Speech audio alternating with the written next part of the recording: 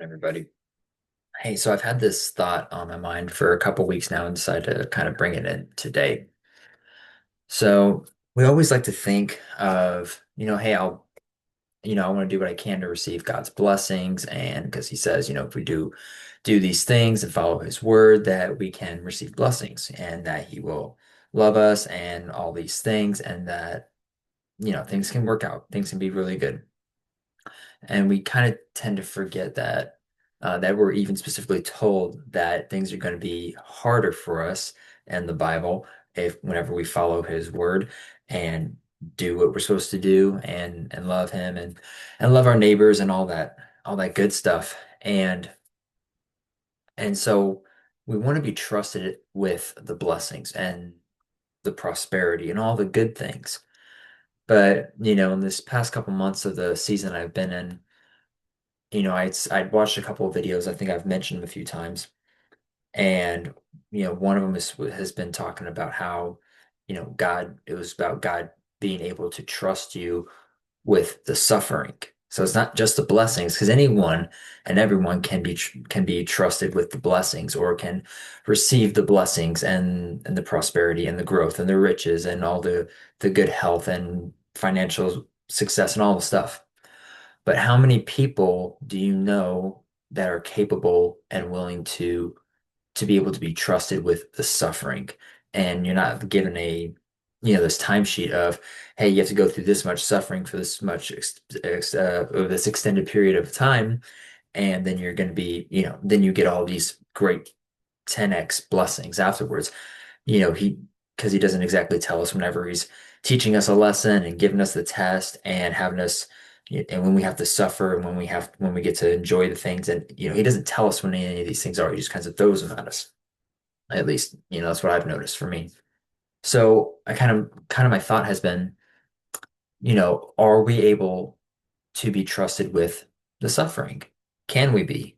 Is he able to say, you know what, you've got such a strong foundation in Christ and me, I can trust you with these harder things. And we all know the parable of the different servants who were given different amounts of talents, one, two, and five.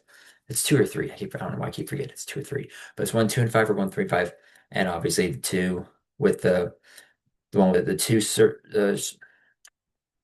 the two bags of gold and the five bags of gold, and how since they were given a little, they were trusted with more. And the one who got a single bag, he hid it, and then he was and then that was taken from him because he didn't put it in. He didn't work any to to reap anything in return. He just hid the money, and and his master's like.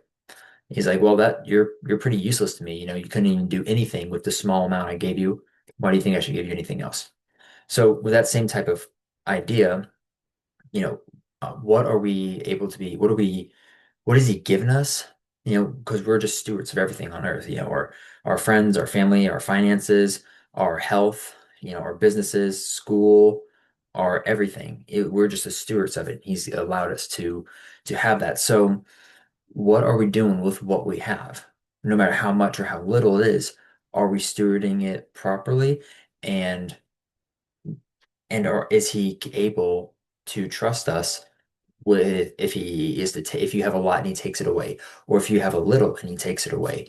There's that other parable of whenever Jesus is watching some of the people and their who are like tithing or giving the taxes or the situation, and it was like an older lady, and she all she had was like two denarii. I think that's what it was. Whatever it was. It was like all she had was like these two. It was like pennies, pretty much. And she gave that, and everyone else was given a percentage, or they were just giving a certain amount. And he goes, and then I think it was Jesus ends up saying he's like, truly I say, this woman has given more than everyone else, because with the smallest little bit of nothing she had, she gave all of it away, and to help someone else out.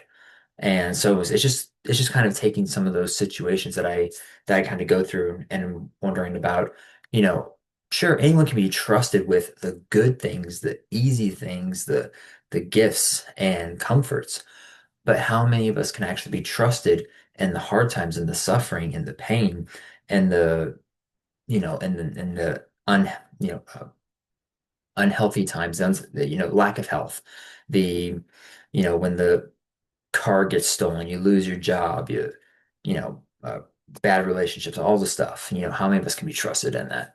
So just a few, because Lord knows there's a lot in the Bible when it comes to this, but a few of them are, well, this first one is from Seneca. It says to conquer pain is to possess it, welcome hardship as the cost of strength. I don't know, I just like that one. And and then, a couple of verses of Jeremiah 29:11. For I know the plans that I have for you, declares the Lord, plans for prosperity and not for disaster, to give you a future and a hope. Because he wants the best for us, and he's only going to give us kind of what we can take. Because some people can take more, some can't. Some are just everyone's just on a different path in a different season and called to different things. Matthew 22:14, for many are called, but few are chosen. I mean, he's called us all. We're all his children. He's been calling us all to come and be with him. But how many of us are actually answering? And of those who actually answer, how many are willing to go through, again, that harder stage? Of course, James 1, 2 to 4. Consider it all joy, my brothers and sisters, when you encounter various trials, knowing that the testing of your faith produces endurance, and let endurance have its perfect result, so that you may be perfect and complete, lacking in nothing. One really sucks. It's like things are gonna suck, but you know, keep your head up and put on a smile, even though it sucks. But again, it's just that reminder of can we be trusted in that suffering?